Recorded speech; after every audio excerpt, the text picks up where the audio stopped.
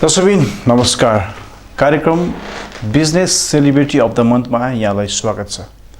हरेक महिना हरेक उद्योगपति व्यावसायिकसँग रहेर नितान्त व्यावसायिक अनि व्यक्तिगत जीवनीमा आधार रहेर कुराकानी गरिने कार्यक्रम बिजनेस सेलिब्रिटी अफ द मन्थमा यो महिना प्रदेश नम्बर 1 का चर्चित युवा सफल उद्योगी व्यवसायी र मोरङ व्यापार सङ्घका अध्यक्ष प्रकाश मुन्डा हामीसँग हुनुहुन्छ। यहाँलाई कार्यक्रममा स्वागत छ।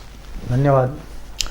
यो देवेनारा ग्रुप भनेको के हो, यो देवेनारा ग्रुप कसरी रह्यो र देवेनारा ग्रुप कहिलेबाट सुरुवात भयो? यो 1970 हामीलाई अलमोस्ट एक दशक हुन आइसकेको छ। यो हामी देवेनारा भनेको हाम्रो बुवाहरू 4 भाइ हुनुहुन्छ। उहाँहरूको नाम देवकिशन मुन्द्रा, बेनीगोपाल मुन्द्रा, नन्दकिशोर मुन्द्रा र राजेन्द्र मुन्द्रा। यो 4 जना दाजुभाइको नामको अगाडिको अक्षर देवेनरा त्यहाँबाट आएको र यो ग्रुप त्यसरी नै फर्म भएको। यो 4 जना भाइ हामी सगोलमा छौँ। हाम्रा सम्पूर्ण व्यापारहरू सगोलमा छ। किचन चाहिँ हामी सबैको आफ्नो छ र हामी जोइन्टली बसेका छौँ। यो ग्रुप विशेष गरी उद्योगमा, व्यवसायमा, सेवा क्षेत्रमा सबै ठाउँमा लागेको छ। कतिको सम्भव रहेछ यो चाहिँ तपाईको बुवाहरूकै चाहिँ पालादेखि अझै सगलै हुनुहुन्छ हैन? यहाँ त 2 दाजुभाइ त छुट्टिने परम्परा हुँदाखेरि तपाईको बुवाहरू लगायत तपाईहरुको बुवाका भाइहरू पनि धेरै भाइ हुनुहुन्छ होला र यो कसरी सम्भव छ? यो सम्भव कसरी छ भन्नुपर्दा यो पुरानै सिस्टम नै हो। आखिर सगोलमा बस्ने परिपाटी पहिला थियो नै, हामीले त्यसलाई नै निरन्तरता दिएछौँ र यसको सम्भव चाहिँ के छ भने यो एउटा रेस्पेक्ट र सेक्रिफाइस दुई कुरो चाहिँ एकदमै नेसेसरी छ यसमा। र त्यसमा पनि डिसिप्लिन भन्ने कुरो तेस्रो हुन्छ। यो 3 कुराले यो कुरो सम्भव छ। हामी सबै बुवा दाजु, बुवा सबभन्दा जेठो हुनुहुन्छ र भाइहरू छन् 3 जना भाइ। सबैले एकअर्कालाई पुरा रेस्पेक्ट गर्छन्, मान सम्मान छ र एउटा डिसिप्लिन बनाएका छौँ। हाम्रो किचन हामीले सबैलाई बेग्लै गरेका छौँ। अनि त्यसबाहेक चाहिँ महत्त्वपूर्ण कुरो हामीले सबै एउटा डिसिप्लिनमा बसेर आफ्नो सिस्टममा बसेर काम गर्छौँ र सबैको राइट र सबैको वर्किङ सिस्टम, सबैको आफ्नो खर्चहरू, सबैको सिस्टमेटिक काम जे पनि गर्नुपर्ने छ एउटा सिस्टममा गर्छौँ र बाँकी सबै भाइ मिलेर जे निर्णय गर्छौँ त्यसले सबले एकअर्काको आदर गर्ने, यी सबै कुराले गर्दा यो कुरो सिस्टममा चलेकोले गर्दा आज हामी एक भएका छौँ। र सबभन्दा महत्त्वपूर्ण कुरो सेक्रिफाइस हो यसमा। एकले काम गर्यो भने अर्कोले त्यसलाई सघाउने, जुनसुकै स्थितिमा पनि ठुल दाइले जे भनिदिनु भयो, जेठो दाइले जे भनिदिनु भयो त्यसलाई मान्ने, उहाँलाई आदर गर्ने। त्यसले घरको गार्जियनसिप पनि राम्ररी र मैले हेरेको कुरो चाहिँ बुवा सबभन्दा जेठो हुनुहुन्छ, उहाँले आफ्नो भाइहरूलाई अति नै स्नेह गर्ने, सबैको लागि एकअर्काको प्रति जुन माया स्नेह छ त्यसले गर्दा हामी एक बसिरहेका छौँ। र यसमा हाम्रा घरका जसरी मम्मी लगायत मेरा आन्टीहरू सबैजनाको पनि एकअर्कामा एकदमै आपसमा एकदमै प्रेम। हामी दाजुभाइहरू पनि भन्दाखेरि काकालाई भाइ भन्छौँ। मतलब यो बडा एकदम यो मिलेर हिँडेर र मिलेर हिँड्नमा स्ट्रेन्थ छ भन्ने कुरो पनि हामी सबैले बुझ्छौँ। जस्तै तपाईको बुवाको तपाई एक भाइ छोरा। हजुर। 4 भाइ कति जना हुनुहुन्छ? हामी 4 बुवाहरू 4 भाइ। कति भाइ छोरा? काका 2 नम्बर काका हाम्रो बेनीगोपाल मुन्द्रा, उहाँको 2 छोरा, नन्दकिशोरजीको एउटा 1 छोरा अनि राजु काकाको 2 छोरी। 2 छोरी। ठीक छ। यो तपाई मोरङ व्यापार सङ्घको अध्यक्ष हुनुहुन्छ। हजुर। यो अध्यक्ष भइरहँदा र अध्यक्षको जुन तपाईँ जिम्मेवारी सम्हालिराख्नु भएको छ, कतिको गाह्रो छ? यो उद्योग व्यापार पनि सम्हाल्नु पर्ने, यता संस्था पनि सम्हाल्नु पर्ने, दुईटै सँगसँगै लिएर हिँड्दाखेरि कतिको गाह्रो छ? मैले पहिला पनि भने नि यो माइन्डसेट हो। मान्छे अध्यक्ष पनि हुन्छ, व्यापार पनि सम्हाल्छ र यो सबै कुरो म्यानेजमेन्ट हो। म्यानेजमेन्ट भनेकै मैले मेरो धेरै इन्टरभ्यूमा भनिसकेको छु। Management is getting things done through others in most systematic and scientific manner so as to achieve goals. हामीले म्यानेजमेन्ट गर्नुपर्छ र सिस्टम बनाउनुपर्छ। हो, अब व्यापारसँग भएपछि यसमा चाहिँ हामी लागिराख्नुपर्छ, कन्टिन्यू नै बस्नुपर्छ, किनभने यसले धेरै टाइम त माग्छ। तर यसको साथसाथै मेरो जुन यो बिजनेस साइडमा टिम छ, मेरा जुन स्टाफहरू छन्, अङ्कलहरू छन्, सबैजनाहरूले यसमा धेरै मेहनत गरिरहेका छन्। सगोलमा एउटा यो एडभान्टेज छ, मैले पुरा टाइम मैले नै दिइराख्नु पर्दैन। यसले गर्दा यो काम सिस्टममा छ, सिस्टममा गएपछि त्यो अटोमेटिकली भइहाल्छ। अब मोरङ व्यापार सङ्घ कुरा गर्छु, के छ पछिल्लो अवस्था? मोरङ व्यापार सङ्घले कस्ता खालको गतिविधि गरिरहेछ अहिले? मोरङ व्यापार सङ्घ देशकै मुलुककै जेठो चेम्बर हो र यसमा जुन गतिविधि छ हाम्रो मूल उद्देश्य भनेको नै उद्योगी व्यवसायीहरूको हकको संरक्षण गर्ने, तिनीहरूको विकास गर्ने, उद्योगी व्यवसायको विकास कसरी हुन्छ त्यसमा लाग्ने र राज्यसँग एउटा रेगुलर बसेर हामीले इन्टरेक्सन गर्ने र एउटा नीतिगत रूपमा सुधार ल्याउने, हाम्रा जुन समस्याहरू छन् तिनीहरूको बारेमा राज्यलाई कन्भर्सिङ गर्ने र त्यसै गरी नै राज्यबाट आएका नीति नियमहरू हामी सबै उद्योगी व्यवसायमा पुर्याउने, यहाँ राज्यका जति पनि संस्थाहरू छन् सरकारी गैर सरकारी संस्था तिनीहरूसँग कोअर्डिनेसन गर्ने, हाम्रा ट्रेड युनियनसँग कोअर्डिनेसन गर्ने, त यी सबै काममा हामी लागि परेका छौँ र यसका साथै मोरङ व्यापार सङ्घ सामाजिक क्षेत्रमा पनि त्यति नै अगाडि छ। हामीले मलाई लाग्छ कोरोना कालमा यो कन्टिन्युअस यो मोरङ व्यापार सङ्घ अपरेसनमै थियो। हामीले राज्यसँग पनि कोअर्डिनेट गऱ्यौँ, हामीले प्रदेश सरकारलाई आर्थिक सहयोग पनि गऱ्यौँ र ठाउँ ठाउँमा हामीले जहाँ पनि यो फुडिङहरूको काम सुरु थियो, हस्पिटलको आवश्यकताहरू योसम्म पनि आफूले सकुन्जेलसम्म सहयोग पनि गरेका छौँ। र बिजनेस र उद्योग र व्यवसाय क्षेत्रमा कुरो गर्ने हो भने हामी जति पनि अति आवश्यक वस्तुहरू छन् तिनीहरू निर्वाध रूपमा पुरा नेपालमा नै सप्लाई हुन सक्ने अवस्था हामीले मोरङ र सुनसरीमा जीवितै राखेका थियौँ। हामीले सबैको यो मिलाउने, पर्मिट मिलाउने, यो गाडीहरू चलाउने, सरकार सिडिओ साहबबाट हामीले यसको पर्मिसन दिलाउने, यी सबै काममा कन्टिन्यू लागिरह्यौँ। ठिक छ कोरोनाको चाप थियो तर हामी कहीँ पनि पछाडि हटेका थिएनौँ, हामी लगातार फिल्डमै थियौँ भन्नुपर्छ र सरकारले पनि राम्रो काम गर्यो। त्यसपछि कि यो हाम्रो जुन उद्योग व्यवसाय क्षेत्र एकदमै धराशयी भइसकेको थियो कोरोना कालमा, त्यतातिर मलाई लाग्छ जुन एउटा यो सहयोगको भावनाले जुन राष्ट्रिय ब्याङ्कले हामीलाई जुन रिबेटहरू दियो त्यसमा म धन्यवाद दिन चाहन्छु र इन्ट्रेस्ट रेटलाई पनि काहीँ न काहीँ राष्ट्रिय ब्याङ्कले र आफ्नो यहाँ हाम्रो मैले भन्नुपर्छ कि यो देशको वातावरण यस्तो भन्यो कि साथ हामीले मोरङ व्यापार सङ्घ उद्योग सङ्गठनले पहिला पनि इन्ट्रेस्ट रेटको लागि लगातार जुन हामी मतलब काउन्सिलिङ गरिरहेको थियौँ, गभर्मेन्टसँग कुरो गरिरहेको थियौँ,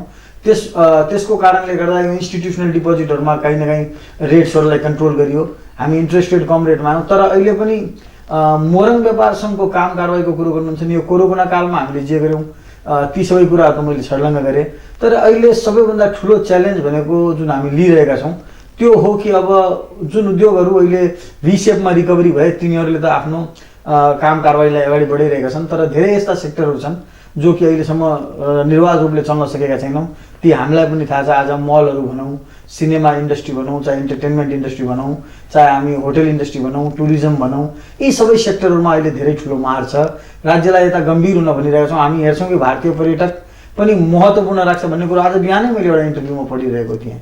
अब यो कस्टमहरू नखुलेको अवस्थामा यो पनि एउटा च्यालेन्जिङ सब्जेक्ट हो। हामी पटक पटक भनिरहेछौँ कि कस्टमलाई खोल्नुपर्छ र टुरिज्मलाई फेरि राम्रो स्टार्टअप दिन सरकारले ठुलो प्याकेज पनि ल्याउनुपर्छ, किनभने जुन रिफाइनेन्सिङको कुराहरू थियो त्यसमा लिमिटेसन्सहरू छ। सबैले रिफाइनेन्स भइरहेको छैन अवस्था, किनभने 42 अर्बको बजेट थियो भन्ने कुरो अस्ति नै गभर्नर साहबले भन्नुभयो।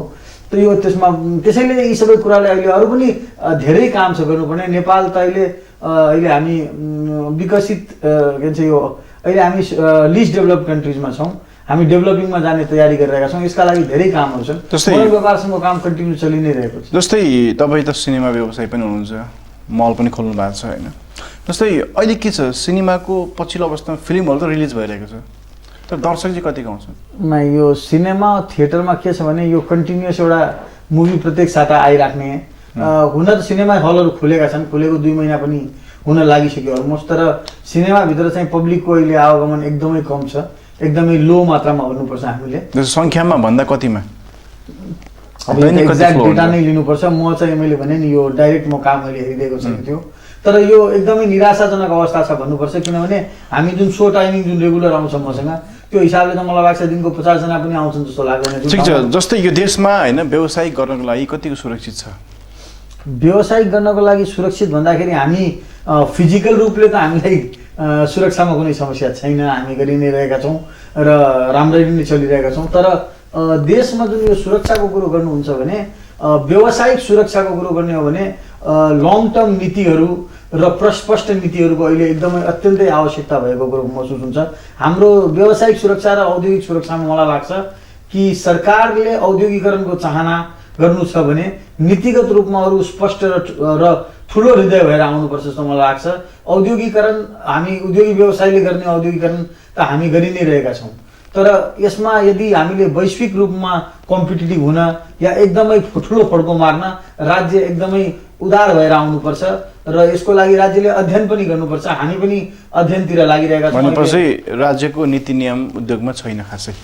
नीति नियम त छ, तर हामी अहिले जुन पेसमा चलिरहेका छौँ, जुन हाम्रो यो ग्रोथ रेट छ इकोनोमिक, भनेपछि ढाड सेक्ने खालको नीति नियम छ। ढाड सेक्ने खालको नीति नियम मतलब हामी पुरानै परिपाटीमा चलिरहेका छौँ। राजस्वमुखी छ सरकार, तर राजस्व यदि बढी बढाउनु छ भने अब छुट दिएर हामी इन्सेन्टिभ दिएर पनि राजस्व बढाउन सक्छौँ भन्ने नीतितिर पनि सरकारले अवलम्बन गरेर टेस्ट गर्नुपर्छ मलाई लाग्छ। जस्तै खासै नेपालमा खासै औद्योगिक जुन क्षेत्रले विकास नहुनुको कारण चाहिँ खास के रहेछ? हेर्नुहोस्, नेपालको औद्योगिक क्षेत्रको विकास आफ्नो पपुलेसनको हिसाबले एउटा मलाई लाग्छ काहीँ न काहीँ त्यो एउटा धेरै ठुलो लेभलमा आएको छ। यो म्यानुफ्याक्चरिङ इन्डस्ट्रीतिर कुरो गर्दा भने, किनभने हामी इन्फ्रास्ट्रक्चरका इन्डस्ट्रीहरूको कुरो गर्छौँ भने आजको डेटमा हामीले हजारौँ करोडको सिमेन्ट इन्डस्ट्री आफै लगाइरहेका छौँ नेपालीहरू। यसमा विदेशी लगानी पनि आइरहेको छ। र अर्कोतिर भन्ने हो भने यो स्टिलको कुरो गर्छौँ भने यता पनि हामी आत्मनिर्भर भइसकेका छौँ र खाद्यान्नका पनि धेरै उद्योगहरूमा हामी आत्मनिर्भर भइसकेका छौँ। तर सबै यो प्राइभेट सेक्टरले गरे हो नि त। प्राइभेट सेक्टरले नै बिजनेस गर्ने हो। उद्योग र व्यवसाय भन्ने कुरो प्राइभेट सेक्टरलाई नै राज्यले दिनुपर्छ। राज्यको काम एडमिनिस्ट्रेसन गर्ने हो। राज्यले हामीलाई इन्फ्रास्ट्रक्चर उपलब्ध गराउने। तर खासै अस्ति चाहिँ विनोद चौधरीको इन्टरभ्यू उहाँले भन्नुभएको थियो उद्योग मन्त्री आउनुहुन्छ तर उद्योगको चाहिँ पनि नजानेको र हामीलाई उद्योग बारे सिकाउनुहुन्छ भन्नुभएको थियो। खासै माथि नीति नियम बनाउँदा यो चाहिँ विज्ञहरू नगएर अथवा चाहिँ यो यही विषयमा अनुभवी मान्छे चाहिँ केन्द्रमा नपुगेर नीति नियम बनाउने ठाउँमा नपुगेर बिग्रिया हो। यो हेर्नुहोस्, एउटा कुरा पक्का छ कि यो समय परिवर्तन भएको छ र आज विश्व जुन पेसमा हिँडिरहेको छ, जुन डेटा सिस्टम डेभलप भइरहेको छ, डेटाबेस म्यानेजमेन्टको कुरो भइरहेको छ, जहाँ ज्ञानले विश्वलाई नै जितिसकेको अवस्था आइरहेको छ, यस्तो अवस्थामा विज्ञ राम्रो ठाउँमा आउनु एकदमै असल चिन्तन हो।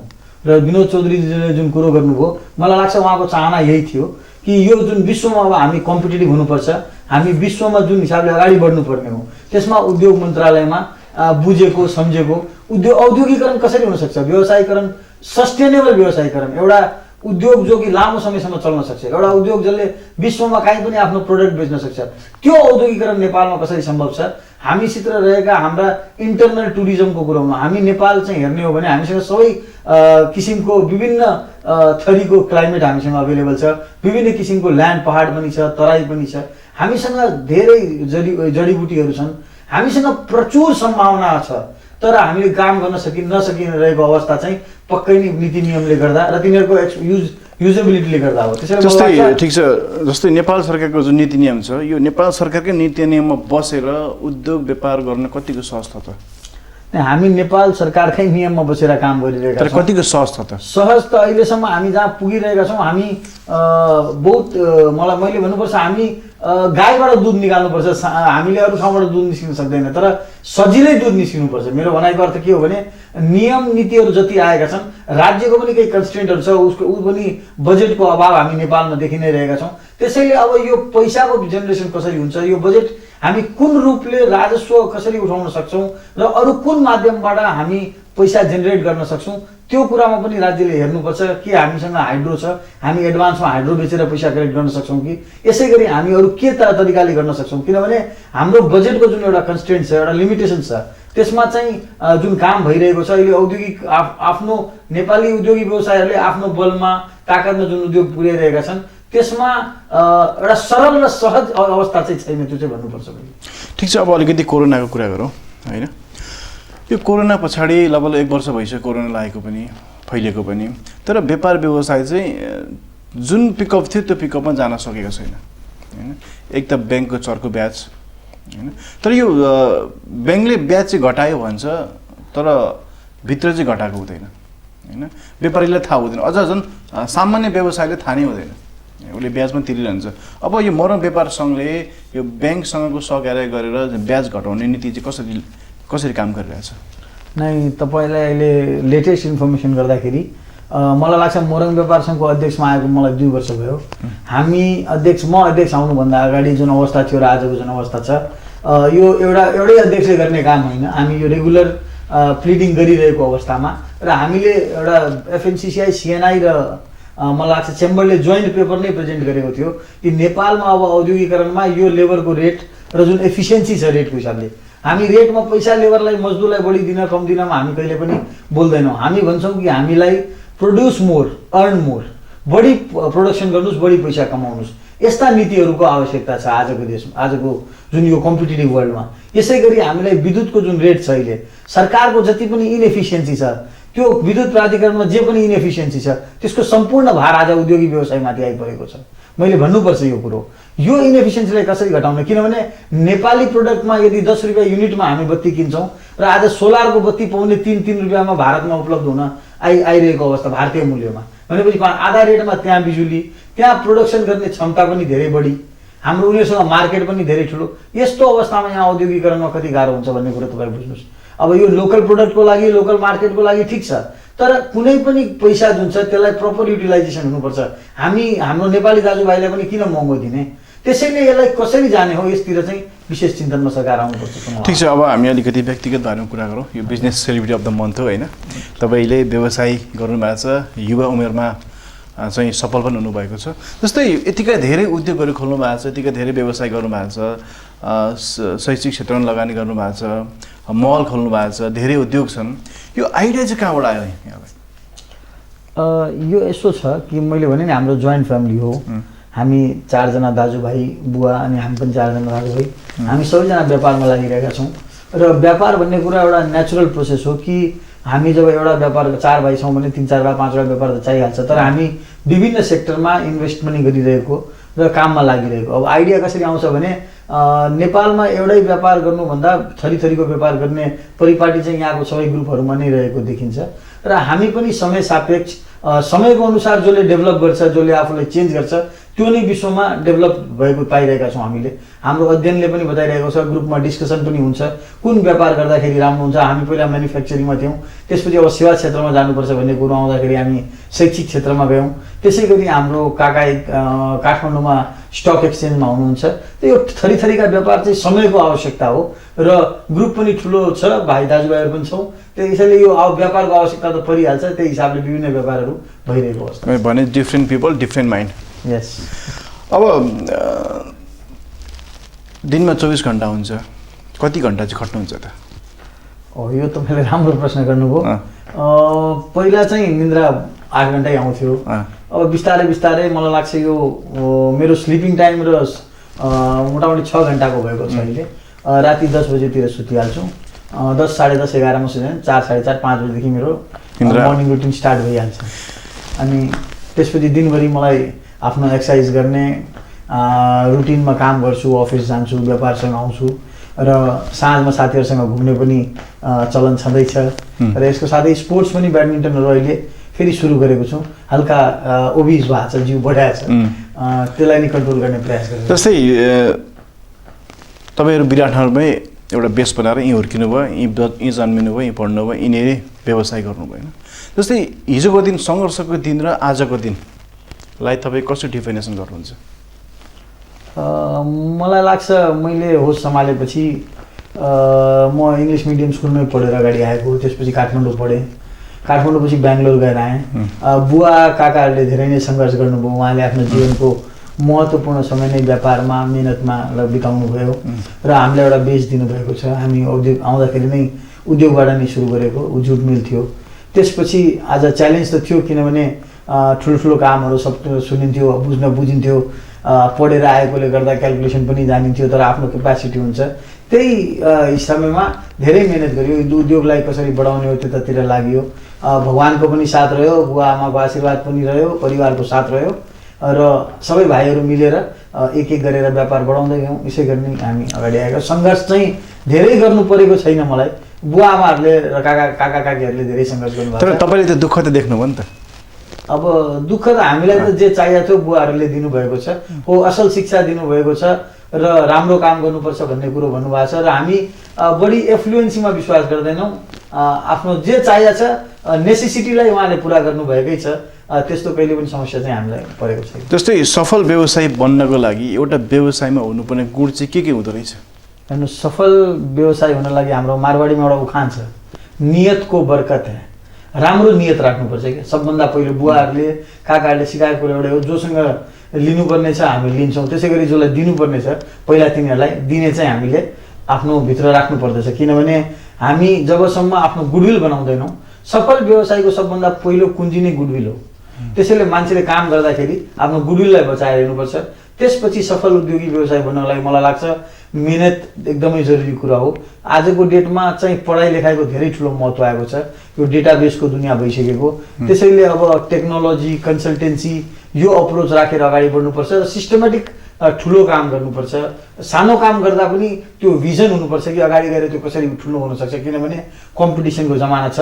तपाईँ कुनै पनि काम गर्नुहुन्छ त्यसमा भोल्युम हुँदैन, त्यसमा एक्सपर्टिज हुँदैन, त्यसमा क्वालिटी हुँदैन भने त्यो सर्भाइभ गर्न सक्दैन। यी सबै फ्याक्टरहरूको महत्त्वपूर्ण कुरो छ र आफू फ्लेक्सिबल र आफूले भिजुअलाइज गर्न सक्नुपर्छ अगाडि मार्केटले के माग्दैछ, कस्टमरले के माग्दैछ। Consumer are the king of the market हामीले सुनेकै छौँ। कन्ज्युमरलाई सेटिस्फाई गर्न सक्यौँ भने हामी अगाडि बढ्छौँ। जस्तै यतिकै उद्योग यतिकै व्यापार गर्नुभएको छ होइन, अब चाहिँ भयो मलाई चाहिँ पुग्यो, अब चाहिँ नगरौँ होला भनेर त्यस्तो सन्तुष्टि भएको दिन कहिले छ? सन्तुष्टि डे वानदेखि पनि थियो, आज पनि छ। सन्तुष्टि भन्ने कुरो कस्तो छ भने कि यो व्यापार अब आफूलाई कति काम लाग्छ भन्ने कुरो तपाईँले अहिले भनिहाल्नुभयो। यतिको व्यापार छ, अब मान्छेले आफूलाई खाना लाउन त दुई छाक्नै चाहिन्छ, तर मान्छे काम चाहिँ गरिराख्नुपर्छ। मलाई लाग्छ काम गर्ने एउटा बानी पनि हो र कामले आफूलाई होइन यो देशको विकासमा पनि काम आउँछौँ हामी, समाजमा पनि कामको आवश्यकता छ। आज हाम्रा नेपाली दाजुभाइहरू 50 लाखभन्दा बढी रेमिटेन्सको लागि विदेशमा छन् भने 50 लाख इन्डियामा छन्। मलाई लाग्छ कामको अहिले नेपालमा धेरै नै आवश्यकता छ। यदि मान्छेले म्यानेज गर्न सक्छ, हामी अरूबाट काम गराउन सक्छौँ र सफलतम रूपले राम्रो काम गर्न सक्छौँ भने काम त गर्दै नै राख्नुपर्छ। र त्यो नै हामीभित्र एउटा मतलब यो हाम्रो भित्र ब्लडमा मलाई भन्नुपर्छ, हामी जुन हाम्रो एउटा मारवाडी जात जुन छ यो उद्योगी व्यवसायी जात हो। यो बढी गएर उद्योग व्यवसायमै विश्वास गर्ने के, अनि काम चाहिँ यो एउटा होडबाजी भन्दा पनि मलाई लाग्छ यो त्यो कम्पिटिसनको भावना होइन, यो हाम्रो ब्लडमै छ कि हामी काम नगरिकन बस्न सक्दैनौँ, हामी काम गरि नै राख्ने मान्छे। जस्तै लाइफमा होइन अझै अगाडि बढ्नुपर्छ जुन हुन्छ, त्यो तपाईँलाई चाहिँ कोबाट प्रेरणा मिल्छ? अहिले तपाईँले एउटा सफल उद्योगी सम्झिनु पऱ्यो भने कसलाई सम्झिनुहुन्छ र सफल राजनीतिज्ञ सम्झिनु भयो भने कसलाई सम्झिनुहुन्छ? मलाई कोबाट प्रेरणा मिल्छ भने मैले भने नि मेरो बुवा मेरो प्रेरणाको सबभन्दा ठुलो स्रोत र हाम्रो फ्यामिलीमा काकाहरू पनि, उहाँहरूको जुन एउटा गाइडेन्स छ, उहाँहरूको जुन एउटा लाइफस्टाइल छ। ठिक छ धेरै कुरामा अब यङ छौँ हामी, मतभेद हुन्छ, तर बुवा मेरो आइडल हुनुहुन्छ। व्यवसायिक क्षेत्रमा हेर्ने भने म डेफिनेटली विनोद चौधरी, विशाल रूपमा अनुज अग्रवालजी हुनुहुन्छ, यिनीहरू पनि आइडलै हुन्। म यिनीहरूलाई मान्छु किनभने यिनीहरूको वर्किङ स्टाइल मलाई धेरै राम्रो लाग्छ। यसै गरी तपाईँ यदि पोलिटिक्स साइडमा भन्नुहुन्छ भने त मलाई लाग्छ राज्यको निर्माणमा विभिन्न पोलिटिसियनहरू आएका छन्। जस्तै दुईजना नाम भनिदिनुहोस् न त। मलाई लाग्छ गिर्जा बाबुले पनि काम गर्दाखेरि, हामी जुट उद्योगमा हुँदाखेरि हाम्रो उद्योगी व्यवसायको धारणा पीडाहरूलाई उहाँले बुझ्नुहुन्थ्यो। अनि अब अरू मैले भन्नुपर्दा अहिले हालमा पनि अब केपी शर्मा ओलीजी जसरी काम गरिराख्नु भएको छ र भनेपछि गिरिजाप्रसाद कोइराला केपी ओलीले सम्झिनुहुन्छ? हजुर हजुर, हामी दुईजनालाई सम्झिन्छु। म मेरो कार्यकालमा मैले हेरेको दुईजना नेताहरूलाई मैले सम्झिन्छु। जस्तै तपाईँले आफ्नो बारेमा किताब लेख्नु चाहिँ भयो भने जिन्दगीमा यति धेरै काम गर्नुभएको छ भने त्यो किताबको नाम चाहिँ के दिनुहुन्छ? किताब मैले लेख्ने आजसम्म सोच त बनाएको यदि सोचिहाल्नु भने त्यो किताबको नाम चाहिँ के दिनुहुन्छ? म डेफिनेटली किन तपाईँको बुवाको किताब निस्किया छ? अब नाम त यसो छ कि आफूले त धेरै काम गरियो, अब लेखकले काम हेरेर नै कुनै न कुनै नाम दिन्छ जस्तो मलाई लाग्दछ। फ्याट्ट दिमागमा आइहाल्दाखेरि चाहिँ फट्ट दिमागमा यदि एकैचोटिमा तपाईँ सोध्नुहुन्छ भने म एउटा स्पष्ट वक्ता हो भन्ने कुरो मलाई धेरैजनाले भन्छन्, यही लाइनमा कुनै नाम आउँछ जस्तो मलाई लाग्छ। ठिक छ। जस्तै तपाईँको जीवनमा सबैभन्दा ठुलो डर के थियो होइन, र यसलाई कसरी सामना गर्नुभयो काम गर्दैको अन्तरालमा? भगवानको दयाले मलाई लाग्छ म निर्भय नै छु। मलाई डर चाहिँ चाँडै यत्रो धेरै लगानी गर्नु भएको छ। संरक्षण मलाई धेरै ठुलो परिवारको छ। अब कहीँ आउँछ कहीँ जान्छ, यो लगानीको डर त कहिले पनि छैन, किनभने एउटा नियत राम्रो छ र अहिलेसम्म काम गरिँदै आएको छ र यस्तो आफै अल्टिने पल्टिने काम पनि गरिँदैन, त्यसैले त्यस्तो डर चाहिँ आजसम्म आएको छैन जस्तो मलाई लाग्छ। जस्तै यो उद्योग व्यापार चलाउँदा धेरै टेक्निक लगाउनुपर्छ होइन, तपाईँले लगाएको टेक्निक चाहिँ कुन थियो जुन टेक्निकले उद्योग व्यापार सफल बने? म चाहिँ साहसले व्यापार गरेको हो। टेक्निक त आफ्नो ठाउँमा छँदैछ। हेर्नुहोस्, कुनै पनि कुरो काम गर्दाखेरि मैले पहिला पनि भनेको छु कि हामी एक्सपर्टको ओपिनियन लिनुपर्छ, हामीले त्यसको एनालाइसिस गराउनुपर्छ, डिमान्ड एन्ड सप्लाई हेर्नुपर्छ, एचआर म्यानेजमेन्ट राम्रो गर्नुपर्छ र मार्केटमा सप्लाई दिनुपर्छ, यी सबै क्वालिटी सप्लाई दिनुपर्छ। त यी सबै कुराहरू नै टेक्निक हुन्। अब हामीले आजको जमानामा जुन स्पिडमा काम भइरहेको छ, जुन यो क्वान्टिटीमा काम भइरहेको छ र जुन क्वालिटीमा काम भइरहेको छ, अब एउटा कुरालाई समातेर हिँड्यौँ भने पनि हामी सफल हुन सक्दैनौँ। त्यसैले यी सबै कुराहरूलाई, सबै पाटाहरूलाई सम्हालेर अगाडि बढ्नुपर्छ, त्यसमा नै सफलता आउँछ जस्तो मलाई लाग्छ। जस्तै यो उद्योग खोल्दा जीवनमा यो चाहिँ मैले नखोल्नु पर्थ्यो, यो खोलेको चाहिँ ठिक हुन्थ्यो भने कुनै गल्ती महसुस गर्नुभएको छ? अब सबै उद्योगको पाटामा के हुन्छ भने कहिले राम्रो समय आउँछ, कहिले कमजोर समय चल्छ।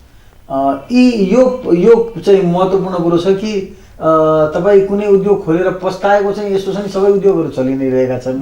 मैले खोलेका उद्योगहरूलाई अहिले बन्द गर्नु परेको छैन, त्यसैले पस्तावा कहीँ पनि छैन। अब उद्योग चाहिँ कम बेसी चल्छ, यो चाहिँ पक्कै हो, तर एकदमै गरेका कामहरूमा पछुतो चाहिँ अहिलेसम्म कहीँ पनि छैन। ठिक छ, हामी अन्त्यमा छौँ र अन्त्यमा नेपाली युवाहरूलाई जो बिजनेस पर्सन, जो नयाँ व्यापार व्यवसाय सुरुवात गर्दैछन्, उनीहरूलाई के भन्नुहुन्छ? नेपाल सम्भावना नै सम्भावना भएको मुलुक हो। म उनीहरूलाई के भन्न चाहन्छु भने आजको डेटमा नेपालीहरू सफल हामी छौँ। हामी जहाँ पनि जान्छौँ, हाम्रो मेहनत हामीसँग एकदमै राम्रो छ, हामी इमान्दार छौँ, लगनशील छौँ।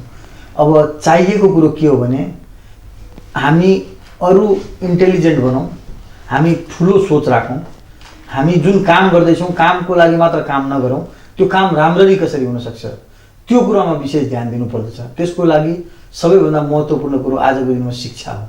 हामी आफूलाई जुन विधा मनपर्छ, जुन विधामा हामी एक्सपर्ट छौँ, जुन फिल्डमा हामी एक्सपर्ट छौँ, जुन क्षेत्रमा हामी एक्सपर्ट छौँ, त्यो सेक्टरलाई आफ्नो म भन्छु गोलको फिल्ड बनाउनुपर्छ।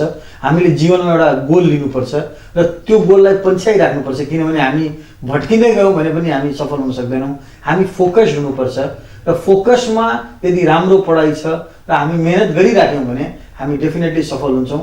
म सबै नेपाली युवाहरूलाई के भन्न चाहन्छु भने अब हामी सबै मेरो देश मेरै उत्पादन, यो जुन हाम्रो नयाँ स्लोगन अहिले मोरङ व्यापार सङ्घको र उद्योग सङ्गठनको हामीले मिलेर ल्याएका छौँ, त्यो स्लोगनलाई अध्ययन गर्नुहोस्। त्यसमा तपाईँले पाउनुहुन्छ कि नेपालमा अब आफ्नै मुलुकमा हामी आफ्नै उत्पादन आफै नेपाली दाजुभाइ दिदीबहिनीहरूलाई दिन सक्यौँ भने हामी त्यो फिल्डमा धेरै अगाडि बढ्न सक्छौँ। त्यो एउटा सन्देश म दिन चाहन्छु।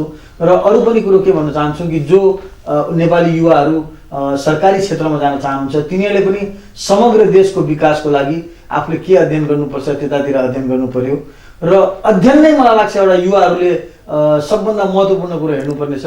र अर्को कुरो म के भन्न चाहन्छु भने युवा साथीहरूलाई कि यो डेभिएसनको समय छ। हामी युवा कालमा हुँदाखेरि हामीसँग फन र हामी त्यतातिर बढी भड्किने सम्भावना धेरै भएकोले आफ्नो गोलबाट नपन्छौँ हामी र आफूलाई डिसिप्लिनका साथ अगाडि बढायौँ भने हामी मजा पनि गर्न सक्छौँ र हाम्रो उन्नति पनि हुन्छ र त्यसले देशको विकास पनि हुन्छ।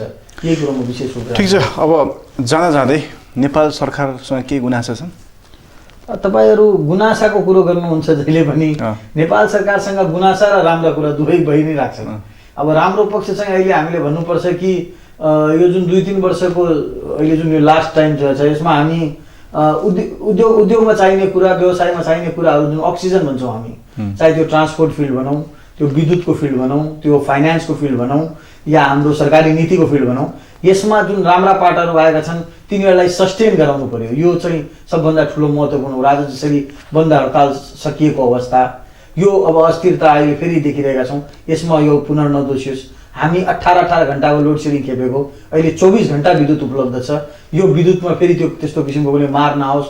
बरु विद्युतलाई यदि कम रेटमा अब हामी भारत एक्सपोर्ट गर्ने कुरो गरिरहेका छौँ, त्यो कम रेटमा पहिला नेपाली दाजुभाइहरूलाई, नेपाली उद्योगी व्यवसायहरूलाई दिएर तिनीहरूलाई बढी उत्पादनशील बनाऊँ।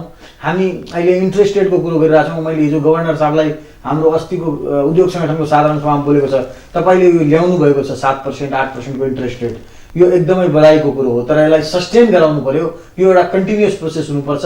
यसमा तपाईँहरू पहल गर्नुहोस्। हामीलाई यी सबै कुरो भयो भने हामी उद्योग व्यवसाय त हामी गरिहाल्छौँ। अहिले सबैभन्दा ठुलो च्यालेन्ज जुन छ यो मार्केट हो। अब उत्पादनको समस्या छैन, मैले भने नि हामी आत्मनिर्भर भइसकेका छौँ, तर त्यो आत्मनिर्भर भएको सामान विदेशमा त बिक्न सक्दैन। हाम्रो इम्पोर्ट एक्सपोर्ट रेसियो तपाईँलाई थाहा छँदैछ। हामी 1 रुपियाँको सामान यदि पठाउँछौँ भने 16 रुपियाँको सामान मगाउँछौँ भनेपछि त्यस्तो अवस्थामा हामी कसरी कम्पिट गर्ने? यदि विदेशी सामान सस्तो छ भने कसैले पनि स्वदेशी सामान किन्दैन। राम्रो सामान त अहिले नेपालीले पनि उत्पादन गर्छ। त्यसैले नेपालीको उत्पादकत्वता बढाउन राज्यले के गर्नुपर्छ त्यतातिर विशेष ध्यान दिनु पर्यो। हामीले एउटा उदाहरण दिएका छौँ कि क्रस बोर्डर इकोनोमिक जोन बनाऊ, त्यसले ठुलो मार्केट भारतको जुन छ आज बङ्गालको, युपीको, बिहारको एउटा सानो स्टेटमा 11 करोडको पपुलेसन, सानो स्टेट होइन एउटा स्टेटमा 11 करोडको पपुलेसन बिहारको, बङ्गालको त्योभन्दा बढी, युपीको त्योभन्दा बढी भनेपछि त्यो पपुलेसन रहेको ठाउँमा हाम्रो तराईसँग टाँसिएको ती सबै बोर्डरहरूमा हामी क्रस बोर्डर इकोनोमिक जोन खोलौँ कि त्यो क्रस बोर्डर इकोनोमिक जोनमा त्यहाँ त्यस्ता उद्योगहरू लगाउँ जसलाई हामी लेबरको नयाँ पोलिसी दिउँ। त्यसमा हुनसक्छ हामी अर्न मोर प्रोड्युस मोरको फर्मुला दिउँ जुन बङ्गलादेशले दिएको छ। हामी इन्ट्रेस्ट रेट 5%मा उपलब्ध गराउँ तिनीहरूलाई, बत्ती पनि त्यहाँ उपलब्ध गराउँ 3 रुपियाँदेखि 5 रुपियाँ युनिटमा। त्यसपछि हेर्नुहोस् कसरी औद्योगिकरण हुन्छ। एकदमै सम्भव छ। नेपाल सम्भावना भएको देश हो। राज्यसँग गुनासो छ अब जुन स्पिडले राज्य चलिरहेको छ यसले आउने युवालाई अब तपाईँ सम्हाल्न सक्नुहुन्न कि त युवा पलायन हुन्छन् कि फेरि हामीहरू बाहिर जान्छौँ। मलाई लाग्छ अब हामी त यहाँ अहिले जीवनको मेजर टाइम यहाँ बिताइसकेका छौँ। अब हाम्रा बच्चाहरू जुन पढेर आइरहेका छन् तिनीहरू अरू स्पिड फास्ट, अब हामी त अहिले कम्प्युटर चलाउँदाखेरि 1 मिनटमा मलाई लाग्छ 30 अक्षर टाइप गर्छौँ भने तिनीहरू 80 अक्षर टाइप गर्ने तयारीले आइरहेका छन्। राज्यलाई धेरै ठुलो चुनौती छ युवाहरूलाई कसरी फेस गर्ने, कसरी सस्टेन गराउने। तिनीहरूलाई ह्याङ्की प्याङ्की पसन्द छैन, ट्रान्सपेरेन्ट लाइफ चाहिन्छ तिनीहरूलाई। त्यसैले राज्य एकदमै स्पिडमा र मलाई लाग्छ नयाँ सोचको साथ आउनुपर्छ। यो कुरो म विशेष रूपले राज्यलाई राख्न चाहन्छु। हस्, धन्यवाद समय दिनुभएकोमा। Thank you so much. तसबिन बिजनेस सेलिब्रिटी अफ द मन्थमा हामीले कुरा गऱ्यौँ मरङ व्यापार सङ्घका अध्यक्ष प्रकाश मुन्डा, युवा अनि सफल उद्योगपति। तसबिन हामी हरेक महिना फरक उद्योगी अनि व्यवसायीसँग विभिन्न विषयमा रहेर कुराकानी गर्छौँ। यो महिनाको लागि हाम्रो इन्टायर टिमलाई बिदा दिनुहोस्। नमस्कार।